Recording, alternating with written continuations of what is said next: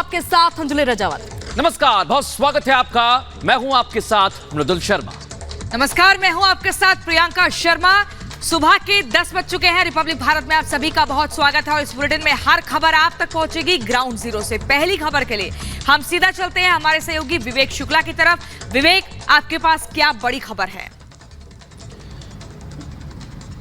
बिल्कुल, निश्चित तौर पर प्रियंका, बड़ी खबर है। बंगाल पंचायत चुनाव में जिस तरह से हिंसा हुई, पूरे देश ने बंगाल में देखा कि कहां-कहां लोगों में जो है खौफ नजर आया पंचायत चुनाव को लेकर, क्योंकि गुंडागर्दी सरेआम हुई, बमबाजी हुई, गोलीबाजी हुई, मतपेटियों को लूटा गया, इसके अलावा लोगों को डराया गया। ये पश्चिम बंगाल में कई लोगों की मौत हो चुकी है। पिछले 24 घंटे में 23 लोगों की जान जा चुकी है। और जब से चुनाव का ऐलान हुआ, यानी कि 8 जून से लेकर 8 जुलाई तक 41 लोगों की मौत की खबर सामने आ रही है। बताता है कि किस तरह से हिंसा वाला ये चुनाव बंगाल में रहा है। और इस पूरे मामले को लेकर पश्चिम बंगाल की सरकार, यानी कि ममता सरकार को लेकर पूरे देश भर में अलग अलग प्रतिक्रियाएं सामने आ रही हैं। खासतौर से राजनीतिक दल भी एक दूसरे पर आरोप प्रत्यारोप कर रहे हैं, लेकिन देश की जनता देख रही है कि कैसे बंगाल में एक ढंग से चुनाव संपन्न नहीं हो सकता, चाहे वो विधानसभा का हो, लोकसभा का हो या फिर पंचायत चुनाव हो। पंचायत चुनाव में पिछले 24 घंटे में 23 लोगों की मौत, ये बताता बिल्कुल है विवेक, और लगातार इस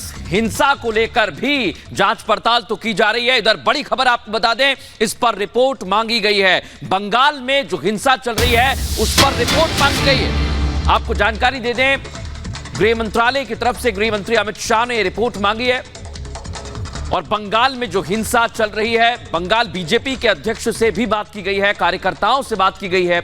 ग्राउंड जीरो पर आखिर चल क्या रहा है, किस तरह से हिंसा हो रही है, कौन इस हिंसा के पीछे है, उसकी रिपोर्ट गृह मंत्री अमित शाह ने मांगी है।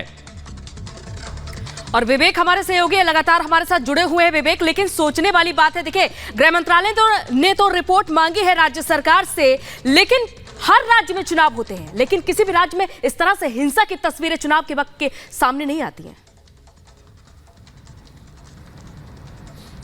अंजलि, और यही बात है कि इसलिए रिपोर्ट तलब भी की गई है कि आखिर इस राज्य में हुआ क्या है। जब गृह मंत्रालय ने इंटरवीन किया है, इस पूरे मामले को लेकर रिपोर्ट तलब की है। अब देखना ये होगा कि रिपोर्ट में वो क्या कुछ नए खुलासे होते हैं, क्योंकि ये तो वो तस्वीरें हैं जो मोबाइल में क्या कैमरों में कैद हो गई, सामने आ चुकी हैं। लेकिन हिंसा हो सकता है कि इससे ज्यादा हुई हो, क्योंकि लगातार जिस तरह से कहा जा रहा था कि पंचायत चुनाव में हिंसा होगी और केंद्रीय बलों की नियुक्ति को लेकर, वहां पर तैनाती को लेकर भी जो है तमाम सवाल उठे थे, मामला कोर्ट तक पहुंचा था। तो सोचिए, लगभग 65,000 केंद्रीय सुरक्षा बल, 70,000 राज्य पुलिस बल, इनके बावजूद इतनी हिंसा, इतनी यहां पर बड़ी संख्या में बमबाजी, गोलीबारी। तो आप अंदाजा लगाइए, अगर केंद्रीय सुरक्षा बल नहीं होते तो क्या आलम होता।